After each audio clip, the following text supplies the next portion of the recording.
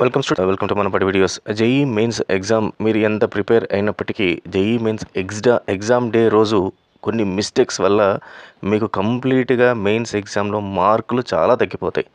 ఆ మిస్టేక్స్ని మీరు ఓవర్కమ్ చేయగలిగితే మీరు డెఫినెట్గా మీకు మంచి మార్క్స్ వస్తాయి. మీకు అసలు ఆ మిస్టేక్స్ చేస్తున్నట్టు కూడా మీకు తెలియదు. ఎగ్జామ్లో పోయి రాసి బయటకు వచ్చిన తర్వాత ఆ మిస్టేక్స్ వల్ల మీకు ఎప్పుడైతే మార్కులు తగ్గాయో అప్పుడు మీకు అర్థమవుతుంది మీరు దేనివల్ల మీ మార్కులు తగ్గాయి అనేది. సో ఇవి లేకుండా మీరు ఈసారి ఆ మిస్టేక్స్ని ఓవర్కమ్ చేయండి.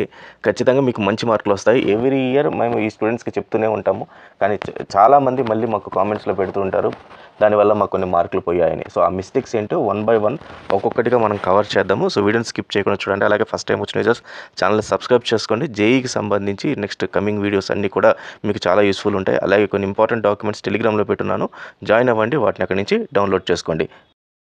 ఫస్ట్ ఇంపార్టెంట్ థింగ్ వచ్చి మీరు ఇటువంటి ఎగ్జామినేషన్ సెంటర్కి ముందు రోజే వెళ్ళాలి. ముందు రోజు వెళ్ళటం వల్ల మీకు మోడ్ ఆఫ్ ట్రాన్స్పోర్టేషన్ ఏది మీకు ఈజీగా ఉంటుందో తెలుస్తుంది. అంటే మీరు పబ్లిక్ ట్రాన్స్పోర్టా ప్రైవేట్ ట్రాన్స్పోర్ట్ తీసుకోవాలా అనేది తెలుస్తుంది. అండ్ అక్కడికి వెళ్ళిన తర్వాత మీ అడ్మిట్ కార్డ్ చూపించి ఇదే కాలేజ్ నేమ్ అండ్ అడ్రస్ ఇదేనా అని చెప్పి అక్కడ ఉన్న సెక్యూరిటీ వాళ్ళతో కానీ అడ్మిన్ స్టాఫ్తో కానీ మాట్లాడి కన్ఫర్మేషన్ అయితే తీసుకోండి. రెండోది, అక్కడికి వెళ్ళిన తర్వాత మీరు ఏదైతే కాలేజ్ ఉందో ఆ కాలేజ్ క్లియర్గా కనుక్కోవాలి. ఫర్ ఎగ్జాంపుల్ హైదరాబాద్లో తీసుకుంటే మనం సిఎంఆర్ కానీ లేకపోతే మల్లారెడ్డి కానీ చాలా కాలేజెస్ ఉన్నాయి. మీరు మల్లారెడ్డి అని కనబడితే మీకు ఒక క్యాంపస్ బదులు ఇంకో క్యాంపస్కి వెళ్తే మీకు అక్కడ డిలే అయితే ఎగ్జామ్ రోజు, సో మళ్ళీ మీరు ఇంకో క్యాంపస్కి వెళ్ళేసరికి చాలా డిలే అయిపోతుంది. దాని ద్వారా మీరు చాలా చాలా చాలా టెన్షన్ పడిపోతారు. సో ఈ టెన్షన్ ఇంపాక్ట్ ఎగ్జామ్ రాసేటప్పుడు ఎగ్జామ్ పైన పడుతుంది. సో మొత్తం అన్నీ కూడా మీరు మర్చిపోయి రాయకుండా పోతారు. కాబట్టి ముందు రోజు మీరు వెళ్ళి ఎగ్జామినేషన్ సెంటర్ని చూసుకొని ఎగ్జామినేషన్ సెంటర్ అదే అని కన్ఫర్మ్ చేసుకొని మోడ్ ఆఫ్ ట్రాన్స్పోర్టేషన్ ఏంటి అని కూడా వాళ్ళతో మాట్లాడి తర్వాత మీరు మరుసటి రోజు ఎగ్జామినేషన్ సెంటర్కి అయితే వెళ్ళండి. This is the first mistake you need to overcome. Second mistake, మీరు ఎగ్జామినేషన్ సెంటర్కి 1 or 2 hours before examination centre దగ్గర ఉండండి. పర్టికులర్గా జేఈ మెయిన్స్ ఎగ్జామ్ ఏ ఎగ్జామ్కైనా ముందే ఉండాలి, కానీ జేఈ మెయిన్స్ ఎగ్జామ్ దీనికి కారణం ఏంటంటే మీరు అట్లా 2 hours బిఫోర్ లేకపోతే మీకు అక్కడ జేఈ మెయిన్స్లో వెరిఫికేషన్ జరుగుతుంది. మీ అడ్మిట్ కార్డ్ని తీసుకొని తర్వాత మీ ఫోటోగ్రాఫ్ని వాళ్ళ ఆధార్ కార్డులో వెరిఫై చేయడము, తర్వాత సెల్ఫ్ డిక్లరేషన్ అనేది చెక్ చేయడము, తర్వాత ఇన్ కేస్ ఆధార్ కార్డు లేకపోతే non Aadhaar card declaration check చేయడము, ఇవన్నీ కూడా మీకు జేఈ మెయిన్స్ సెంటర్ దగ్గర జరుగుతుంటాయి.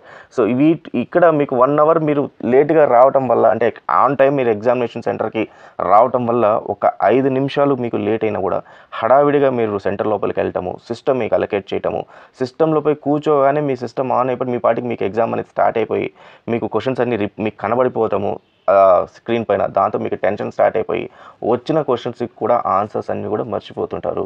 సో చాలా ఇంపార్టెంట్, మీరు 1 hour బిఫోర్ 2 hours బిఫోర్ అక్కడ ఉండి ముందు ఏదైతే ప్రీ ప్రొసీజర్ ఏదైతే ఉంటుందో అడ్మిట్ కార్డ్స్ స్కానింగ్ అవన్నీ కూడా కంప్లీట్ చేసుకొని మీరు పోయి ఆ కంప్యూటర్ ముందర ప్రశాంతంగా కూర్చునేటట్టుగా ఉండాలి. ఒక 15 minutes రిలాక్స్డ్గా కూర్చునేటట్టుగా ఉండాలి కంప్యూటర్ ముందర.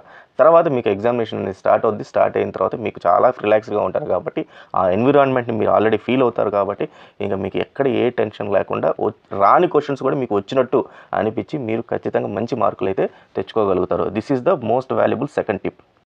థర్డ్ మిస్టేక్, మీకు ఎగ్జామినేషన్ సెంటర్లో మీకు ఒక సిస్టమ్ అలొకేట్ చేస్తారు. మీరు మీ అడ్మిట్ కార్డు ఇవన్నీ దాంట్లో ఎంటర్ చేస్తారు. ఎంటర్ చేసిన తర్వాత మీకు ఎగ్జామ్ స్టార్ట్ అయిపోతుంది. స్టార్ట్ అయిన తర్వాత మీకు ఎటువంటి పరిస్థితుల్లోనూ ఏదైతే ఈ మౌజ్ కానీ లేకపోతే డెస్క్టాప్ కానీ లేకపోతే సిస్టమ్ కానీ ఇవన్నీ కూడా ప్రాపర్గా వర్క్ అవుతున్నాయా లేదా అనేది మీరు చూసుకోవాలి. ఎందుకంటే ఇన్ కేస్ అక్కడ కానీ మీకు వర్క్ కాకపోతే మీకు ఎంతసేపటికి ఆ టెన్షన్ అనేది ఎక్కువ అవుద్ది. అక్కడ మీరు ఎటువంటి పరిస్థితుల్లో టైం వేస్ట్ చేయకండి. టెక్నికల్ ఇష్యూ ఏది వచ్చినా సరే ఇమ్మీడియట్గా అక్కడ ఉన్న ఇన్విజిలేటర్కి ఇన్ఫామ్ చేయండి. అక్కడున్న ఇన్విజిలేటర్ వర్క్ ఏంటంటే ఎట్లాంటిది ఏదున్నా కూడా మీకు రెక్టిఫై చేసి ఇవ్వటము. ఇన్ కేస్ రెక్టిఫై కాకపోతే న్యూ సిస్టమ్ ఇవ్వటము. న్యూ సిస్టమ్ కూడా కుదరకపోతే ఇప్పుడు జరిగినంత టైం వేస్ట్ అయ్యిందనంత కూడా మీకు కంపెన్సేట్ చేయడం ఇవ్వటము. సో ముందర చూసుకోవాలి. అలాగే మీరు లాస్ట్లో ఫైనల్గా కూడా ఏదైతే ఉంటుందో ఆ ఫైనల్గా కూడా మీకు అంటే మధ్యలో రాస్తున్నప్పుడు కూడా ఏ ఇష్యూ వచ్చినా సరే ఇమ్మీడియట్గా కూడా ఇన్విజిలేటర్కి అయితే ఇన్ఫామ్ చేయాలి. ఫోర్త్ ఇంపార్టెంట్ మిస్టేక్ అండ్ చాలా ఏంటంటే ప్రతి ఒక్క క్వశ్చన్ రాయగానే వాళ్ళు టైం చెక్ చేసుకుంటుంటారు. ఎంత టైంలో మేము కంప్లీట్ చేసాము అనేది. అది చాలా పొరపాటు. అట్లా చూడకండి. ఎందుకంటే మీరు ఎంత టైం స్పెండ్ చేశారనేది కాదు, ఎన్ని క్వశ్చన్స్ రాశారనేది ఇంపార్టెంట్. సో మీరు టైం చూసుకోవటం వల్ల మీకు స్ట్రెస్ లెవెల్స్ అనేది ఎక్కువైపోద్ది. సో మీరు 30 సెకండ్స్లో ఫిలప్ చేయాల్సిన ఆన్సర్ని మీరు 2 మినిట్స్ 3 మినిట్స్లో ఫిలప్ చేస్తున్నారంటే ఆటోమేటిక్గా మీకు ఆ స్ట్రెస్ లెవెల్స్ అనేది ఎక్కువైపోద్ది. 5 మినిట్స్లో నేను ఓన్లీ 2 క్వశ్చన్సే రాసానా, 1 క్వశ్చనే రాసానా అని ఉంటుంది. అలా కాకుండా టైం చూసుకోవాలి. కానీ ఎప్పుడంటే అట్లీస్ట్ ఒక 15 క్వశ్చన్స్ కానీ 10 క్వశ్చన్స్ కానీ అటెంప్ట్ చేసిన తర్వాత ఒకసారి టైం చూసుకోండి. నెక్స్ట్ 10 క్వశ్చన్స్ ఏవైతే ఉంటాయో అలా ఫాస్ట్గా రాయడానికి ట్రై చేయండి. సో టైం అనేది రెగ్యులర్గా ప్రతి ఒక్క క్వశ్చన్కి అయితే చూడకండి. చాలామంది స్టూడెంట్స్ అదే తప్పు చేస్తారు.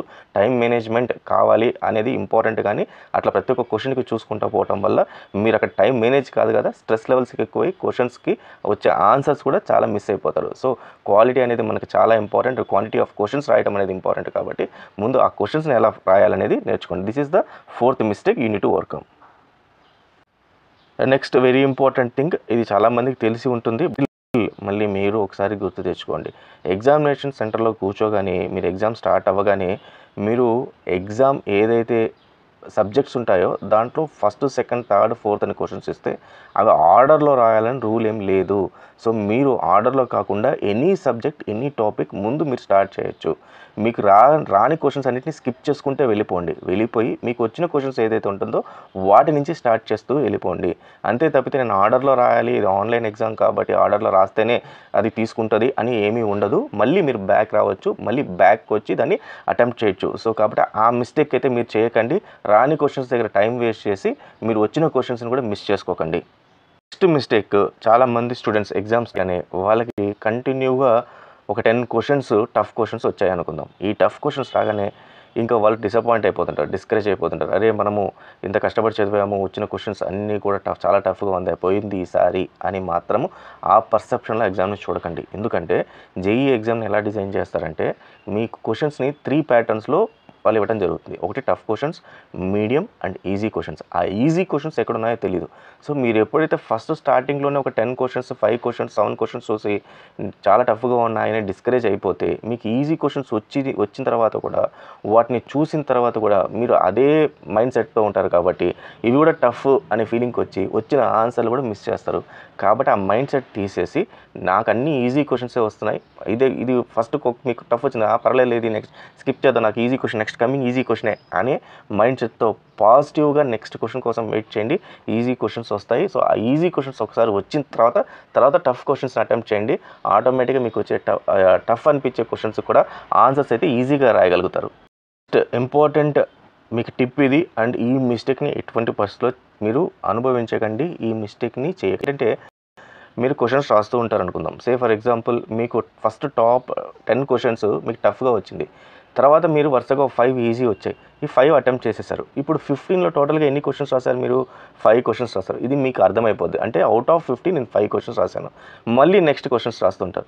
అక్కడ దాంట్లో 5 3 రాస్తారు. సో ఇప్పుడు మీరు క్యాలిక్యులేట్ చేసుకుంటారు ఏమని, నేను టోటల్గా రాసింది 10 క్వశ్చన్స్ అవుట్ ఆఫ్ 30 క్వశ్చన్స్, లేకపోతే 40 క్వశ్చన్స్లో నేను 10 క్వశ్చన్సే రాశాను, లేకపోతే 6 క్వశ్చన్సే రాశాను. సో అని చెప్పి క్యాలిక్యులేట్ చేస్తారు. క్యాలిక్యులేట్ చేసి మీరు డిసప్పాయింట్ అవ్వడం అనేది స్టార్ట్ అయిపోద్ది. ఎప్పుడైతే డిసప్పాయింట్ అవుతారో మీరు, సో ఆటోమేటిక్గా నెక్స్ట్ దాని ఇంపాక్ట్ వచ్చే క్వశ్చన్స్ పైన పడుతుంది. సో ఇది చాలా ఎందుకు ఇదే చెప్తున్నాను, ఇంపాక్ట్ నెక్స్ట్ క్వశ్చన్స్ పైన పడుతుంది, ఈజీ క్వశ్చన్స్ కూడా మిస్ అవుతారంటే మీ మైండ్ మిమ్మల్ని ఆ రకంగా తయారు చేస్తుంది. డిస్కరేజ్ అయిపోతుంటారు, అవి ఎంత కష్టపడి చదివానని. సో అక్కడ మీరు కూడా ఎక్కడ డిస్కరేజ్ అవ్వకండి. ఎందుకంటే ఫర్ ఎగ్జాంపుల్ మీకు 10 క్వశ్చన్స్ టఫ్గా వచ్చిందంటే మీతో పాటు ఎగ్జామినేషన్ హాల్లో ఉన్న వాళ్ళందరికీ కూడా టఫ్గానే వచ్చాయన్నమాట 10 క్వశ్చన్స్. సో అంటే దీన్ని బట్టి ఈ ఎగ్జామినేషన్ సెంటర్లో అంటే ఆ పర్టికులర్ సెషన్లో ఎంతమంది స్టూడెంట్స్ ఉన్నారో అందరికీ టఫ్ వచ్చింది. కాబట్టి దీంట్లో ఎవరైతే బాగా రాస్తారో అది హయ్యెస్ట్ పర్సంటైల్ అవుతుంది. అంతే తప్పితే 10కి 10 క్వశ్చన్లు అనేది హయ్యెస్ట్ పర్సంటేజ్ కాదు. సో మీకు పర్సంటైల్ అనేది ఎలా తీస్తారో మీకు తెలుసు కాబట్టి, లేదా తెలియకపోతే దానికి సంబంధించిన వీడియో నెక్స్ట్ కమింగ్ వస్తుంది కాబట్టి, కాబట్టి అది దాని గురించి మళ్ళీ ఎక్స్ప్లెయిన్ చేస్తాను. సో పర్సంటైల్ అనేది ఇంపార్టెంట్ కానీ పర్సంటేజ్ కాదు. సో మీరు ఓవరాల్గా ఎగ్జామినేషన్లో 30 క్వశ్చన్స్ రాసి బయటకు వస్తే ఆ ఎగ్జామినేషన్ సెంటర్లో ఉన్న ప్రతి ఒక్కరు కూడా 30 35 లేకపోతే 40 లేకపోతే 25 ఇవే క్వశ్చన్స్ రాసి బయటకు వస్తారు. తప్పితే మీ సెషన్లో ఉన్న వాళ్ళు మొత్తానికి 75కి 75 క్వశ్చన్స్ 100% రాసేవాళ్ళు ఎవరు ఉండరు. సో మీకు టఫ్ వస్తే అందరికీ టఫ్ వస్తుంది. సో మీ అందరికీ కలిపి డిఫరెంట్ పర్సంటేజెస్ ఉంటాయి. ఈజీగా వచ్చిన వాళ్ళకి డిఫరెంట్ పర్సంటేజెస్, టఫ్గా వచ్చిన వాళ్ళకి డిఫరెంట్ పర్సంటేజెస్. ఒక రకంగా ఎవరికైతే టఫ్గా వస్తుందో ఎగ్జామినేషన్ పేపర్ వాళ్ళే చాలా లక్కీయెస్ట్ పర్సన్ అని చెప్పొచ్చు మనము. వాళ్ళకి ఎక్కువ స్కోర్ వస్తుంది. అది ఎలాగో నెక్స్ట్ నా కమింగ్ వీడియోస్లో అయితే చెప్తాను. సో ముందైతే ఈ విషయంలో మాత్రం మీరు ఎక్కడ కూడా టెన్షన్ పడకండి. ఇంపార్టెంట్ అంటే మీకు ఫర్ ఎగ్జాంపుల్ మీరు చదివిన బాగా టాపిక్ ఏదన్నా ఉంది, ఆ ఆ టాపిక్ వచ్చింది. ఆ టాపిక్లో మీకు ఆ క్వశ్చన్కి ఆన్సర్ తెలుసు, కానీ మీరు అది డిరైవ్ చేస్తున్నారు ఆన్సర్ని. ఆ డిరైవ్ చేసేటప్పుడు ఇట్ ఈస్ టేకింగ్ టైం. అంటే మీరు స్టిపులేటెడ్ టైం 1 మినిట్లో 2 మినిట్స్లో ఒక ఆన్సర్ని డిరైవ్ చేయాల్సింది it is taking more than 2.5 minutes 3 minutes time అట్లా వెళ్ళిపోతూ ఉందనుకోండి, దాన్ని వదిలేయండి. అయ్యో నాకు ఇది తెలిసిన ఆన్సరే, నేను బాగా ప్రిపేర్ అయిన సబ్జెక్టే, టాపికే, మరి నాకు నేను ఇది వదలకూడదు, నేను ఖచ్చితంగా రాసి తీరాలి, దీని ఆన్సర్ ఏదో ఒకటి తేల్చుకోవాలి అనే దృక్పథంలో దాని ఆన్సర్ని చూడకండి. ఎందుకంటే అలా ఎప్పుడైతే మీరు మాకు తెలిసిన టాపిక్ నేను రాయాలి అనుకొని టైం వేస్ట్ చేస్తారో దీని ఇంపాక్ట్ నెక్స్ట్ క్వశ్చన్స్ పైన పడతాయి.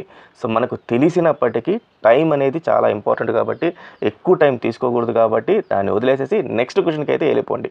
లాస్ట్లో మనకి టైం ఉంటే అప్పుడు చూసుకోవచ్చు. అంతే తప్పితే మీరు టాపిక్ పైన మీరు చదివిన దానిపైన మాత్రం కాంపిటీషన్కి వెళ్ళకండి, ఈగోకి వెళ్ళకండి, నేను ఖచ్చితంగా అది రాయాల్సిందే అని పోకండి. ఇది మనకు కాంపిటేటివ్ ఎగ్జామ్స్. మీకు ఏ టాపిక్ వచ్చో ఏ టాపిక్ రాదో వాళ్ళకి అనవసరం. మీరు ఆన్సర్స్ రాసారా లేదా, దేని ఇన్ టైంలో రాసారనేది ఇంపార్టెంట్, కాబట్టి ఇన్ టైంలో కంప్లీట్ చేయడానికి చూసుకోండి. సో ఈ మిస్టేక్ని ఇటువంటి పరిస్థితుల్లో చేయకండి. నెక్స్ట్ మిస్టేక్ మీరు చాలామంది చేసే స్టూడెంట్స్ ఏంటంటే, మీరు వచ్చేటప్పుడు మీ ఆన్సర్ స్క్రిప్ట్ ఏదైతే ఉంటుందో మీకు వాళ్ళు రఫర్ కోసం ఇచ్చే పేపర్స్ని ఆన్సర్ స్క్రిప్ట్ అనుకుందాము, ఆ పేపర్స్ని చాలామంది పొరపాటున తెచ్చేస్తుంటారు, తెలుసో తెలియకో, లేకపోతే కొంతమంది కావాలని తెచ్చేస్తుంటారు. అది చాలా పొరపాటు. ఆ ఆన్సర్ స్క్రిప్ట్ మీరు వర్కౌట్ చేసిన దాన్ని ఖచ్చితంగా డ్రాప్ బాక్స్లో వేయాలి. అండ్ మోస్ట్లీ కూడా మీరు ఆన్సర్ స్క్రిప్ట్లో మీరు ఆన్సర్స్ ఇచ్చిన క్వశ్చన్స్ అన్నిటికి కూడా అక్కడ వర్క్ చేసినట్టు మీరు అక్కడ రాసుకొని ఉండాలి. ఫర్ ఎగ్జాంపుల్ సెకండ్ క్వశ్చన్ ఉంది, మీరు దాన్ని చూడగానే మీకు ఆన్సర్ వచ్చింది, కానీ కూడా సెకండ్ క్వశ్చన్కి ఏదో ఒక వాల్యూస్ ఆ పేపర్ పైన రాసి మీరు దీన్ని ఇట్లా డిరైవ్ చేసినట్టు అక్కడ కనిపించేట్టుగా చేయండి. అది సో అది చాలా ఇంపార్టెంట్. అంటే 1 or 2 క్వశ్చన్స్ వదిలేసిన ప్రాబ్లం లేదు, కానీ బట్ అట్లా కంటిన్యూగా మీరు ఒక 30-40 క్వశ్చన్స్ రాసి 30-40 క్వశ్చన్స్లో 20 క్వశ్చన్స్కి మీరు అక్కడ ఆన్సర్ స్క్రిప్ట్లో లేకపోతే మీరు ప్రిపేర్ అయ్యే ఆ పేపర్లో కానీ మీరు వర్క్ చేయకుండా ఉంటే అది చాలా పెద్ద ఇష్యూ అవుతుంది. సో కాబట్టి ఆన్సర్ స్క్రిప్ట్ మీరు రాసిన దాన్ని దాంట్లో రాసి అదే డ్రాప్ బాక్స్లో వేసి రండి, అంతే తప్పి బయటికి రాకండి. అలాగే దీంతోపాటు మీ అడ్మిట్ కార్డ్ ఏదైతే వాళ్ళు తీసుకుంటారో, లేకపోతే మీ అడ్మిట్ కార్డ్ మీకు ఇస్తారో, అడ్మిట్ కార్డ్ కూడా అదే డ్రాప్ బాక్స్లో వేసి రావాల్సి ఉంటుంది. ఒకసారి ఇన్విజిలేటర్ని మళ్ళీ చెక్ చేసుకోండి, డ్రాప్ బాక్స్లో అడ్మిట్ కార్డ్ వేయాలా వద్దా along with my answer script అని. సో ఈ మిస్టేక్స్ అన్ని చేయకండి. చాలామంది స్టూడెంట్స్ ఎవ్రీ టైం చెప్పినప్పుడు కూడా చేస్తూనే ఉంటారు. వీలైనంత వరకు దీనికి సంబంధించిన వీడియోని మీ ఫ్రెండ్స్కి కూడా షేర్ చేస్తే వాళ్ళకు కూడా చాలా చాలా హెల్ప్ అవుద్ది. So all the best students, ఖచ్చితంగా మన ఛానల్ ఫాలో అవ్వండి. మంచి యూస్ఫుల్ వీడియోస్ అన్ని కూడా మీకు ఇవ్వడం జరుగుతుంది. Thank you very much.